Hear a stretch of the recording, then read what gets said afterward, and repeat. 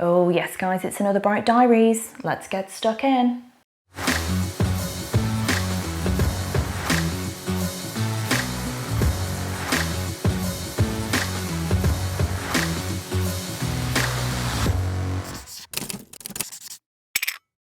So today's behaviour that we're going to be working on is the weight. The absolute cornerstone of a dog model is a solid weight, otherwise known as a stay. I mean, either or. I call it a weight because the dog is released at the end of it. I don't return to the dog to collect it, and therefore for me it is a weight and not a stay. But whatever you want to call it, that's fine. If you haven't already, press the subscribe button and hit the bell icon. We don't usually do Bryt Diaries, but whilst we've got an adorable puppy, I thought might as well. How do you train an amazing photography model? So that's what we're doing. If you haven't already, watched the first episode of Bryt Diaries because that will explain how I train the dogs, which is really, really important to know. That will be linked above. But without further ado, let's jump in and go through weight training. I've popped over the video here basically when things were done, when was it recorded, because you'll see this kind of happens over a month period. And this is the very first time we introduced sort of like any movement away from baby B. And she did super well, but at this point I'm just looking at, look, how far can I get? Where do we need to start? And for her, any movement backwards was a let's come to sit with mummy kind of situation, which gives me a starting point to work from. So actually what I'm doing is I'm asking her to sit, rewarding the sit, because at this stage, you know, early days here, she'd only been with us, what, a week? And when she does the sit, we do a reward, and then I'm looking at how far can I get. So as she's eating, I can get further away, but really rocking your weight backwards can be enough for a dog. So you need to work out where is your starting point. Can you take half a step back? Can you rock your weight back? Can you leave, 2 steps? And you need to make a note in your head of where that is, because that is your starting point and everything else comes after that. So for Bryt, every single time I moved backwards at all, that was a situation where it was like, I don't want to be left. So I rocked my weight back there and rewarded. All we're looking for at this stage, remember no verbals at this stage, but all we're looking for really is that she stays in one place. So we're looking for her to retain the position, the sit, and not go into a down or into a stand or whatever it is. We're training the position, and we're looking for the dog to stay there. Ideally, I would advise feeding out of your hand. I'm feeding her on the floor, but out of your hand is preferable. So you want to get the position correct, whatever position you're working on at first. For us, it was a sit. And then you want to start making small movements backwards and rewarding. No verbals. You can use a clicker at this stage, that's absolutely fine. Just make sure that you're being quite clear and you're rewarding when they don't move. See, she moved there, so we redid it. And that's something you'll see kind of moving through. So if the weight, as it were, if that position is broken, if the dog gets up, if the dog moves, whatever it might be, you must replace the dog back to its original position.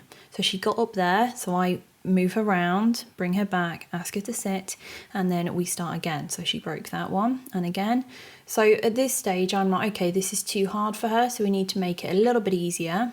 So there we just rock back onto the foot, so no step was taken. Can be easier at this stage if you've got a sticky dog like Bryt, is to basically just sit your feet apart and rock backwards between your feet. That's fine. Everybody's starting point is going to be different. And for a first session with Bryt, this was super, because you've got to remember just a few minutes ago, she couldn't even let you take half a step back or lean backwards without moving and breaking that weight. So realistically, at this stage, we've done really quite well because we've got that distance. So it doesn't seem like a lot, but that is a big success, massive rewards party there for baby B, and we break and reconvene in another session. So in the next session, we've left it a couple of days now, we're going a little bit further away, and I'm actually turning my body away from her. So there's a rotation there, and the aim is to basically do a full circle. I know the heel of this sock is not great. I'm aware of that, nobody needs to tell me. Yeah, so at this stage, basically what we're doing is we're looking to create some distance and also rotate, because that is sort of the precursor for leaving your dog in a sit and wait, which we'll get to later on. You will want to be able to turn away and walk without worrying about them moving. So at this stage, we're looking for that sit, and then we're doing a turn and returning. Nice and quick, keep it nice and short, and reward the dog for retaining that position.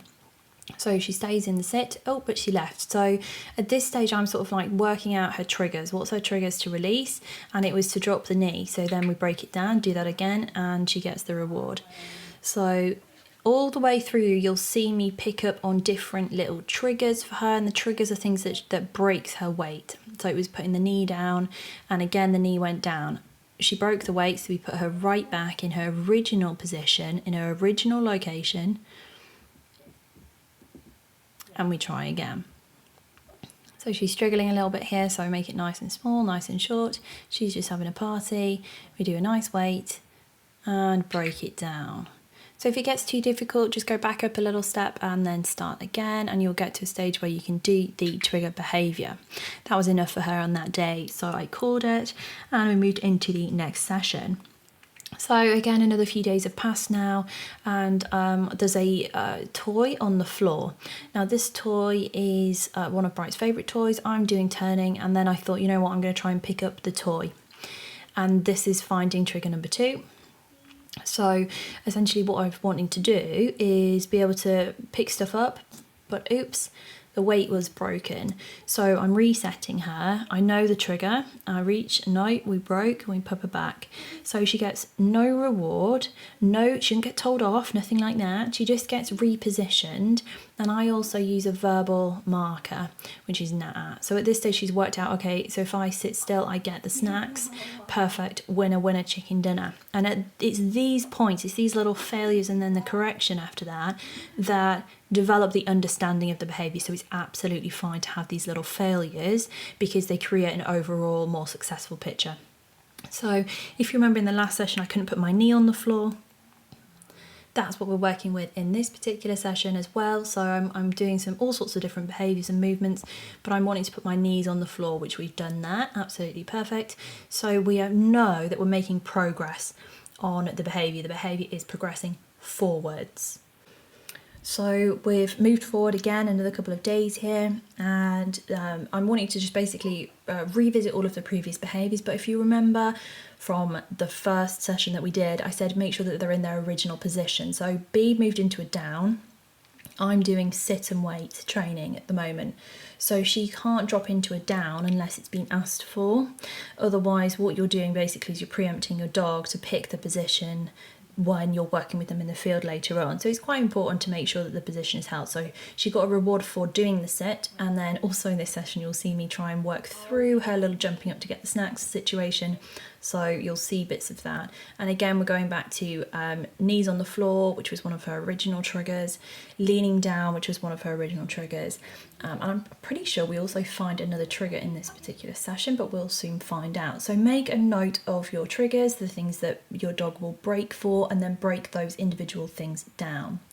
So she's fine with me sitting down. That seems to be no different in her little brain than me kneeling, which is great. But when I put my hand down, we found a new trigger. So the new trigger was putting the hand on the floor. And so obviously we go and break that down and really run into that a little bit more. In this situation, if you don't have great knees, it can get very painful, because you're going to be doing a lot of getting down, getting back up, getting down, getting back up. And the hand on the floor was obviously quite a major trigger for Bryt. So this is something that we needed to work through. So she did really well, and she gets the reward. And then she's allowed to move off of her sit and wait position. At this stage, usually I'll start to introduce the release word, which for B is okay. Again, another day, another session, and in this situation she had a little bit more energy about her, so it was a case of working through what else we wanted to do.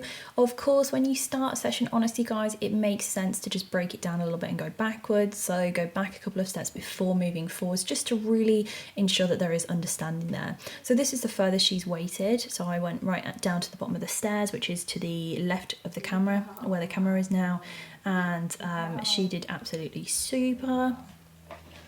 And we want to just keep doing these little repetitions and making sure that there is solid understanding. So we're going back into the kneeling, which is absolutely fine with now. We go back into testing all of the other different positions of the human, and throughout B is staying in a sit. Remember the hand down situation? I proved that with my other hand. In this situation, I'm using my left hand, and the hand going down is something that she's struggling with. So again, break it down and proof it.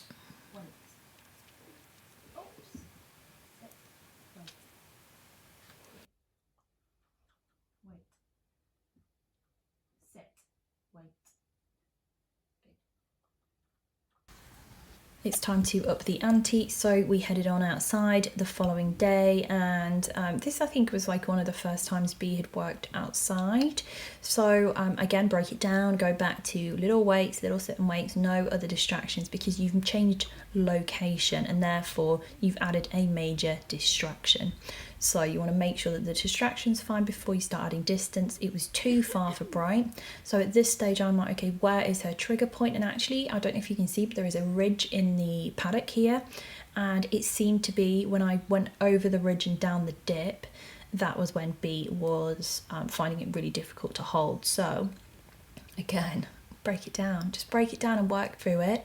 And it doesn't matter if you don't make the progress you wanted to make, because at the end of the day, the progress is always at the dog's pace. So you just have to take it at their own pace and don't rush them. Don't rush through this. So we went to that ridge point and she broke.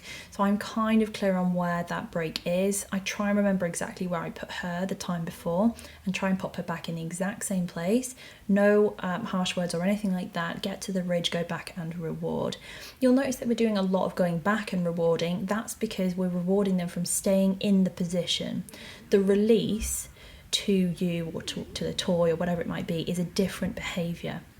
So you want to be able to use both, but more often than not you want to be rewarding at the dog, especially in these early stages, because that proves them holding in the right place rather than holding until the release is given.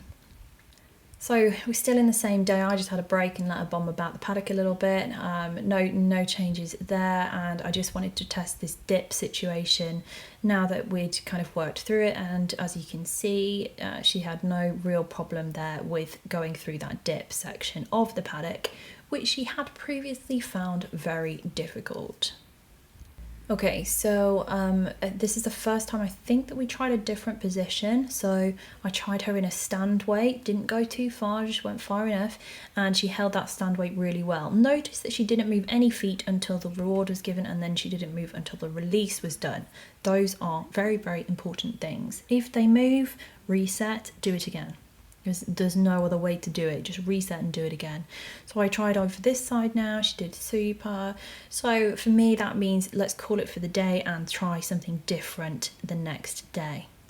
So we're quite a few days later now, and the weather was absolutely atrocious on this day. This is the first time that she's been asked to work in not nice conditions, so I wasn't expecting much because she's tiny and it's cold, but she did absolutely super. So we just started straight away with one of those long weights, which she is now obviously quite good at, and then we tried and started to make things a little bit more difficult.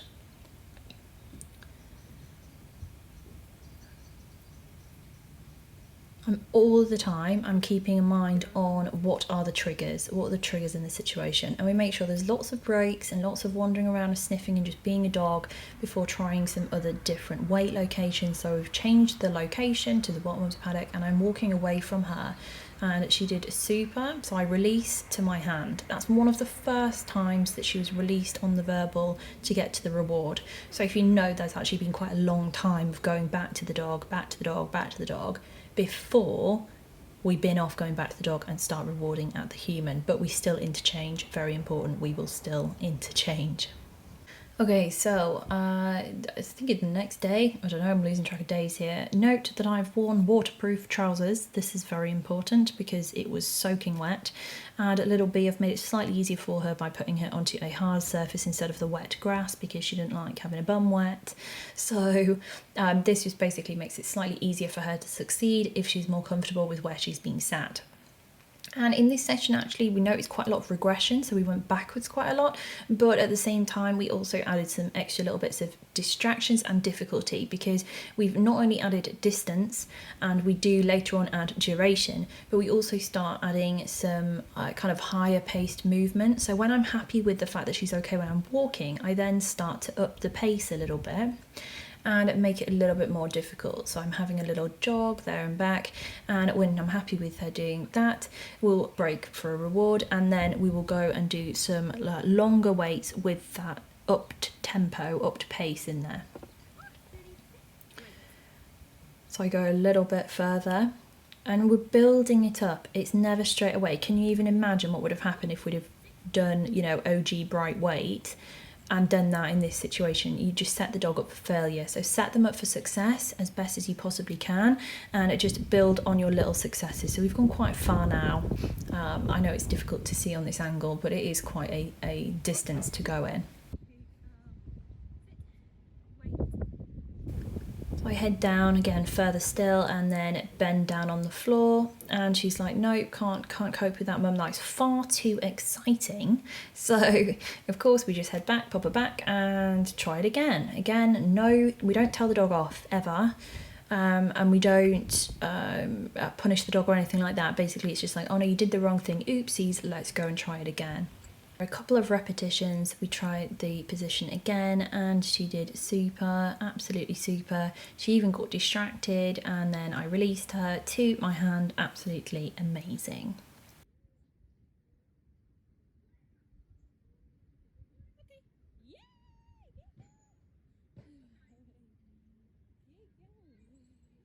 New day, and this time we're taking it outside of the garden. So we're out on a little walk, and in this situation I'm just asking her for a simple certain weight, which she offers beautifully. Release to the hand, perfect. Couldn't have asked for better than that from her. So back in the paddock, nicer weather, thank the Lord, because it's been absolutely awful weather this December, although it's not been snowy, which is sad.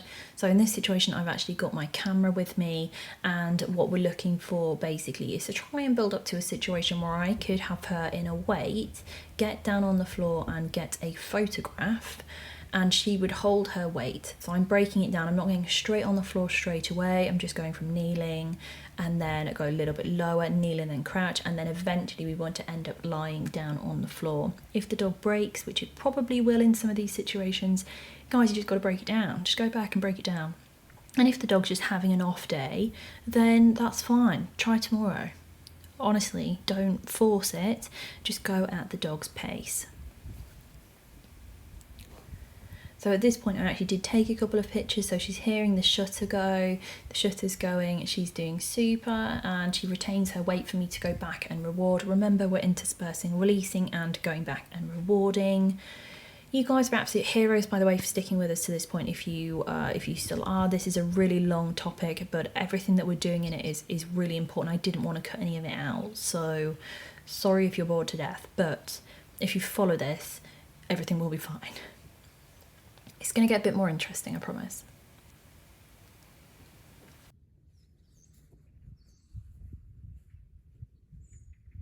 So it's time to proof stuff. And to proof the weight, I like to use toys because we've worked on Toy Drive. If you've not looked at the Toy Drive video, then you might want to go ahead and do that, because it's good to be able to reward with things other than food. And this is one of Bryt's favourite toys here. She's had this since she was a teeny weeny puppy. And what I'm asking her to do basically is to just do a sit and wait. I'm going out, I'm also dropping the toy down a little bit, which is very enticing, and then I'm releasing and running away. That makes basically me the most exciting thing in the world, because I do exciting things with toys, and therefore I will retain her attention. It doesn't always work perfectly, and you may have situations where your dog will break the weight. As I've said so many times in this video already, reset and go again, break it down. You should be able to, at this point, realistically, if you've done all of the steps really well, you should be able to get right down and take a photograph of the dog in a sit and wait, and then release to your hand to take a reward. That's kind of what you're looking at this stage. So she's not currently going far enough away to do recall trading, So we're going to switch and do weight training instead.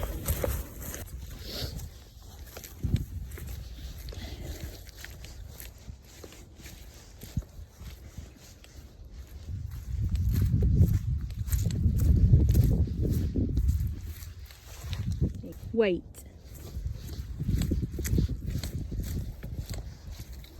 Okay. Yay! Good girl. So it's later on the 17th of December now, so again a few more days, and we've got Dan here. So we've added a distraction because it's Dan, and there's two of us in this situation. Dan is going to try and do basically some of my weight drills that I've been doing with B. So he's doing the weight with the toy dropping and then release to the toy and move the toy away. So he's doing that drill. We also are working on some other drills like running away, which is very exciting. So we want to be able to sort of like jog or run away from the dog. The dog holds its weight and releases only when we say okay.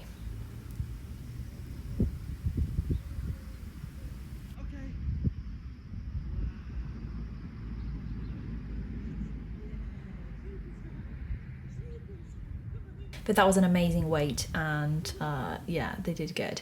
So at the end of that session, I just wanted to have a bit of fun, see how solid our weight actually was, and I would say that it went quite well, really. You guys have seen this clip in the toy drive video, because without the toy and without the toy drive, this would have been slightly more difficult.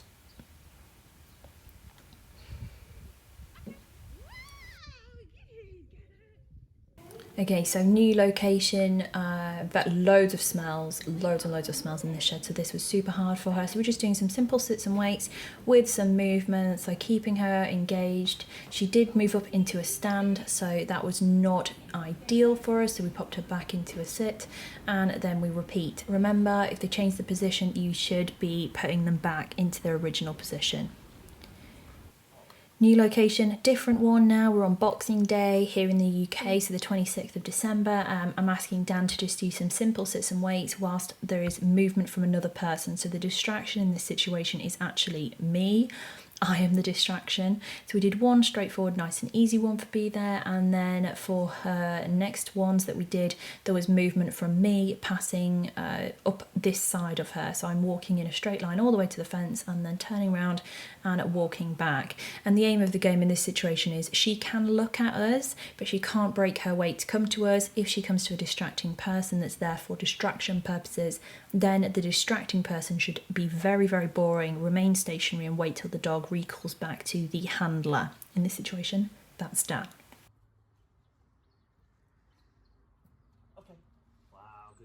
So it all comes together realistically to be able to do a photograph. So it was 1 degree here, absolutely freezing cold on the top of a hill, and she was very cold, so I asked her to stand. We did a stand weight, not massively far away because lots of distractions, different location, and then we released to her reward of the toy. And we didn't push it because she's still only a baby. She's what, 13 weeks old now, but we managed to get a lovely photograph, and that is the weight. So at the end of that, guys, you basically have a dog with a reliable weight. That is perfect. You need to work on this continually as the dog grows and add loads of different things to the mix, including loads of different locations and loads of different distractions. So go through your 3Ds with this particular behaviour, because it's so important to regularly reward and reinforce it. And when you do that, you'll end up with an amazing dog with an amazing weight. It was an amazing model. What more could you want? I'll see you all again really, really soon.